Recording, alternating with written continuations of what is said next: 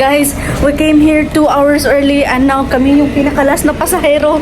We are going to offloading na. Kung ako pa yung isa pa akong babae na maluho ng mga branded ng mga bag, mga branded ng mga damit, purdoy na kadoy, wala ka ng pera ngayon. Dili ko gusto nga mo anak ko Amerika, nga wala ko'y kwarta dahil magkinaunsa ko diya sa Amerika. Magunsa ko wa ko'y kwarta.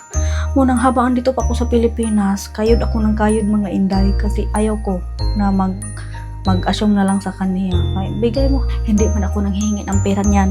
Ngayon po ay nagre-ready na po kami ni Dudong kasi bukas ng madaling araw na po yung flight namin papunta ng Manila para sa aming medical at saka sa biometric at saka sa interview. Gikapoy ko mga day kasi naglalakad ako galing ng SMC side pa uwi dito sa San Remo mga day.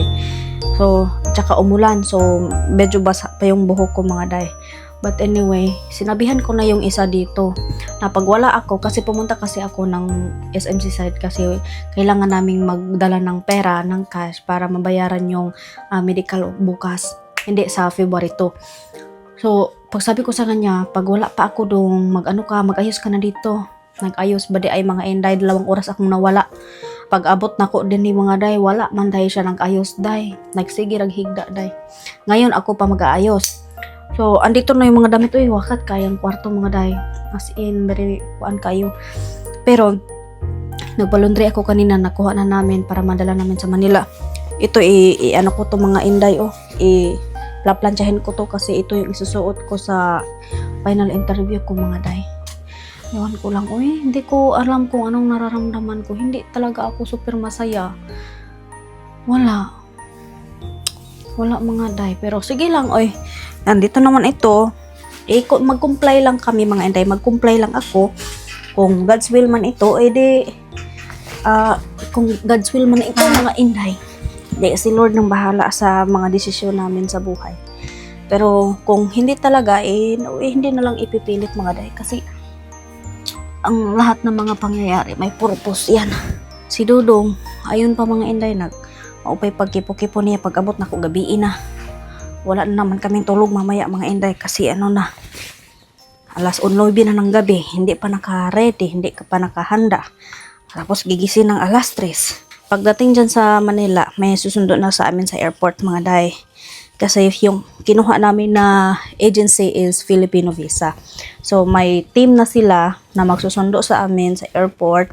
Tapos, may team din sila na susundo sa hotel patungo ng medical namin on the day sa aking medical mga day. So, paiba-iba yung team. Malaki, gastong-gasto pala ito mga day, Paisip ko ba, laki ng gasto namin dito, pero pareho kaming dalawa na yung feelings namin is neutral lang.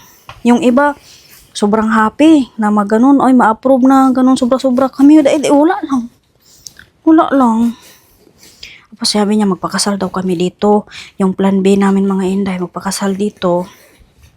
Kapag hindi kami nakapasar, aning sa among i-applyan karon, direct ko namin magpakasal. Pero kay Borog, wala naman ko'y plano mga inday magpakasal. Ewan ko ba yung utak ko ngayon. Ay nako. Si Lord nang bahala kung ano mangyayari sa aming buhay mga day kay. Paibaya ko na lang. Kung ano lang yung kailangang gawin, gagawin ko na lang. Gagawin na lang namin. Usap manggod kami nung pares ko dito mga inday ba na. Lalo na si Donald Trump na yung naging presidente. Sobrang chaotic na dyan sa Amerika. So, iniisip din na yung safety ko mga inday. Pero may kakilala man kami na andyan sa US. Sabi nila okay lang naman daw. Okay lang naman daw mga day. Yung tinatarget daw ni Trump, yun daw mga illegal. Iisip namin mga inday ba, mag-lockdown. Tapos hindi na ako makauwi dito sa Pilipinas. Huna-huna na ako mga day. Simple lang yung isuot ko Wala man gani ko makeup day. Lipstick lang, bites na. Ngunit na mag-makeup papunta ng immigration. Iba talaga pag babae na yung mag-arrange mga inday kumpara sa mga lalaki. Yung isa, butang lagay lang kung ano-ano sa bagahe. Ilagay mo na lang dyan sa bed kasi ako na yung magbahig. Tawa na, Ay, punong-puno, Sure jud ko mga inday. Ito marami akong dalang mga t-shirt niya mga day. Pero hindi ito masusuot lahat pero okay lang yan oy. Kasi para pag uwi namin dito, pupunta na naman kami ng probinsya. Hindi na ako maghalong cut dito mga inday. Wala akong bagahe na nakuha sa aming ticket pero doon na lang namin sa airport to babayaran oy kay pagod na ako mag-book mga day. Yung mga brahin ko, yung mga pantihin ko. Ano pa man pwede kong ilagay dito. Yung Bible niya mga inday. Ito talaga si Dudong Eric mga day, no? Kahit saan-saan niya napupunta. Hindi talaga niya gusto iwan yung Bible niya mga day. Na, pag siya pa dito ang mga inday. Naglagay ng mga gamit. Hala, sige, dasok lang kayo ng dasok. Sige, lagay ng lagay. Yung Bible niya. Ako ilagay yung Bible niya para safety mga day. Dong, where is your other stuff to put here? Just leave something, the one that you're going to use early this morning before we leave. Give me your stuff that we need to put here. Masaya kami ni Dong sa probinsya mga day kasi palagi kami namimigay doon ng bigas, libreng bigas ba. So pag hindi nyo pa ako na-follow mga inday sa Facebook, i-search nyo na lang Inday Heart. Kasi yung plataforma namin ni Eric doon mga inday sa Facebook is namimigay kami ng bigas. So pumupunta kami ng mga bukid-bukid. So naging charity na yung channel namin sa Facebook mga inday. Noon pa man, ganyan na talaga yung gusto kong gawin mga day. Pero mga short video lang, dito lang talaga sa YouTube ako nag-upload ng mga matataas na video ba kay marami biya dito na mga nakasubaybay sa aming buhay simula sa pool na nagkakilala kami, nagkakita kami ni Eric, andyan kayo nakasubaybay sa akin. Kapag ako sa Facebook mga inday, mga tao sa Facebook ba kaya mga kanang dali kayo mapulan, tapos maraming marites. So, dito lang tayo magmarites sa YouTube mga day. Asa naman to imong chinilas dong? Asa naman to imong chinilas? Where's your slipper? I'm wearing them. Oo. I'm gonna take them off in a minute. Okay. Ay, maglagot ko niya ito sa kanya mga inday kapag nairita ako. Hindi na ako mag-English oy. Magbibisaya na ako mga day. 6 years na good kami. 6 years karon pa mi nakahuna-huna. Karon pa namin naisip na mag-apply ng visa mga inday kay hadlok ng biyaan. Takot na yan na maiwan mga inday. Kasi nung hindi ako nakapag-vlog ng continuously mga inday, sabihin ko sa inyo mga inday hayong hindi ka ako nakapag-focus mag-vlog sa YouTube. Sinubukan ko yan mga inday. Sinubukan ko yan na maghiwalay na tayo, ganun. Sinubukan ko lang pero hindi ko seryoso kasi pa man siya noon sa Amerika mga day ba. Maluoy man ko day. Maluoy ko ni aning tawana. Buotan mo ko siya. Talaga si Eric mga inday just noon, family oriented, very kind. Sa aming dalawa mga inday, gusto naming makatulong sa ibang mga tao, pero hirap kami na maggasto ng pera sa aming sarili. Nasabihan nga ako ng mga kaibigan ko mga inday, bumili ka naman ng bago mong damit kasi pabalik-balik yung damit mo. Hindi man talaga ako yung klaseng babae mga inday ba na hindi ako into branding na mga gamit. Sinabihan ko nga tong isa ba. Sabi ko sa kanya, sus, kung ako pa yung isa pa akong babae na maluho ng mga branded ng mga bag, mga branded ng mga damit, purdoy na ka doy. Ano ka na? Wala ka ng pera ngayon. Kaya buti na lang, hindi ako ganyang pagkababae. Ngayong pag-uwi niya dito mga inday, usually, yung inipon ko sa bangko ko na ininvest namin noon mga inday, usually yung ginagasto ko. So, this time, hindi ko siya pinawi-withdraw sa kanyang ATM sa Amerika. Ako yung nagwi-withdraw dito sa Pilipinas. So, ako yung gumagasto gamit ng pera na sinend niya sa akin noon. Tapos, ininvest ko, pinalago ko. So, yun yung ginastos namin dito na andito siya sa Pilipinas ngayon mga inday. Sa iba naman, yung iba ko namang pera, inastos ko doon sa pagbayad ng hotel, yung iba na kailangan mo bayaran sa medical mga inday kasi hindi ko gusto hindi ko gusto na siya lahat na nagastos dahi kasi hindi man ako di ko ganahan yun day nga magsalig. Gusto ko na may itulong, may contribute din ako mga day kay baka pagdating ng panahon, buy-buyan ka day. O ako lahat yung nagasto. Why ganun? Ayaw ko nung dumating ng araw ng ganun mga inday. Pero itong taon na to, alam ko na iba siya. Pero naninigurado lang sa Inday Heart mga inday kay wala takablo sa panahon. Nigurado lang at saka dili ko gusto nga mo anak kog Amerika nga wala ko'y kwarta day magkinaunsa ko diha sa Amerika magunsa ko wa ko'y kwarta munang habang andito pa ako sa Pilipinas kayod ako ng kayod mga inday kasi ayaw ko na mag-assume na lang sa kaniya kay bigay mo hindi man ako nanghihingi ng pera niyan just mo sa kayo ko mga inday hindi ako nanghihingi ng pera niyan siya yung kusa mga day kasi malaki yung dollar na pag nagsasend siya dito oy dong kahapon, hindi, yung isang araw, nag-send siya. Kaya para gasto namin sa Manila. Pag doon na kami, nag 16% pang day, yung dollar. Masaya siya day. Hindi ako nanghingi, pero pag nag-ask niya, magkano na lang yung balance ko, ganito lang balance ko, nagsisend yan siya mga day. Okay naman, kay, kung ano man siya, kanang valedictorian ba ni mga day. Bright ba ni siya kayong mat. Yung anira ning itsura niya pero bright ni siya pagkatawo. Naghimasa na siya mga day. Ako ko'y ligo. Bahok na kayo kong buhok. Oh, thank you. What is This this? is a picture of my old license, and I just cut it off. Oh, look at him mga day. He cut his old license to give it to me. Salamat dong. As what I've said, it's okay if we don't bring clothes as long as the documents are ready. I will close this, huh? I have your Bible here already. I think this is more than 20 kilo, Hanado. I think this is more than 20 kilo. I think so too. Actually, I charge your phone. You charge my phone? Yeah. Thank you. So, andito na lahat ng mga documents namin mga inday. Ito, usually ito yung mga documents ko. At ito naman nakalagay dito sa folder backup documents ko yan mga inday if in case may hanapan sila. Tapos, ito lang yung dadalhin ko. Itong laptop ko mga inday, ilagay ko na lang dyan sa loob.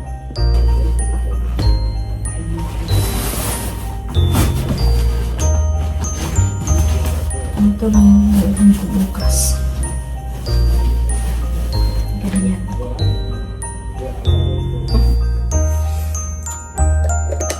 Happy birthday guys.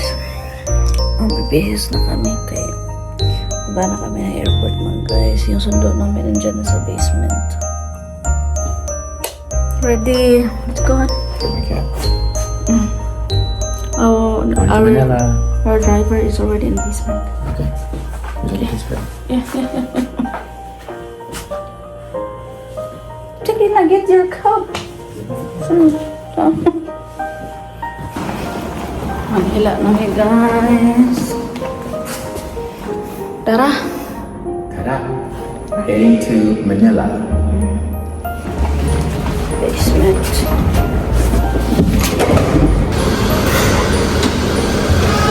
Morning, sir. Late ni gamay.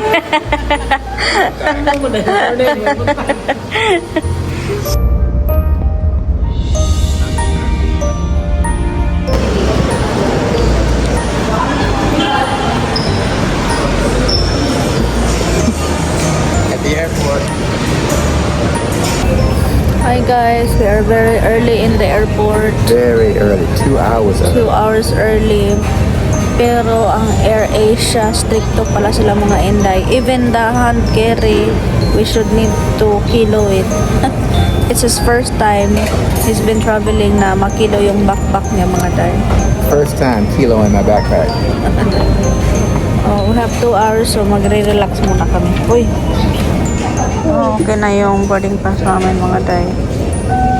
Habang nag-aantay. Passengers with group A2F to board through gate 26B. We wish you a pleasant flight.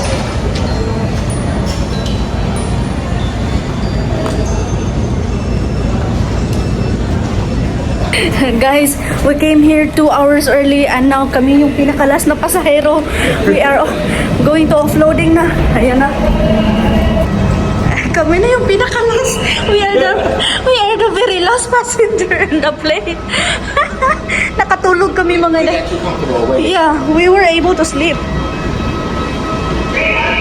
Pinakikiusapan ang lahat ng panauhin na ituwid ang mga sandalan. Dear guests, once again, this is flight Z2. 764 to Manila. So all ground personnel can leave the aircraft as we are ready for departure.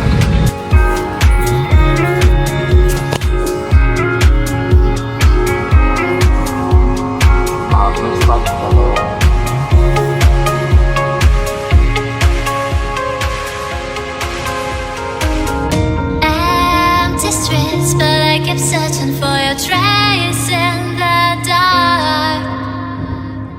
Losing myself in the endless memories of the end right from the start. You're an obsession in my head, I can't forget your eyes. Your kisses burn my skin, I feel so empty inside.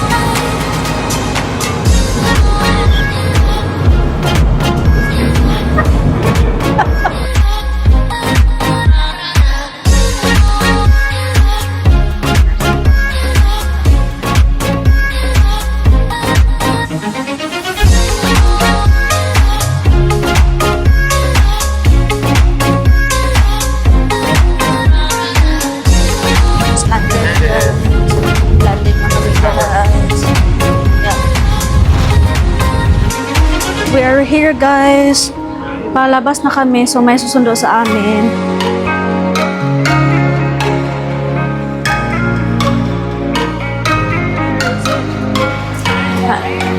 Hello. Yeah, that's laptop. Empty streets, but I kept searching for your trace in the dark.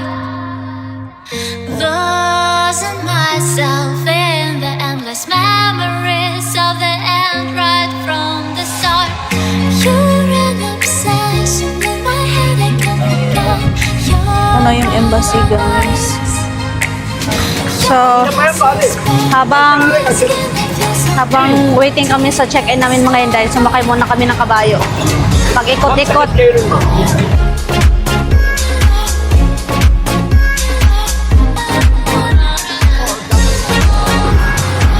Riding a horse in Manila.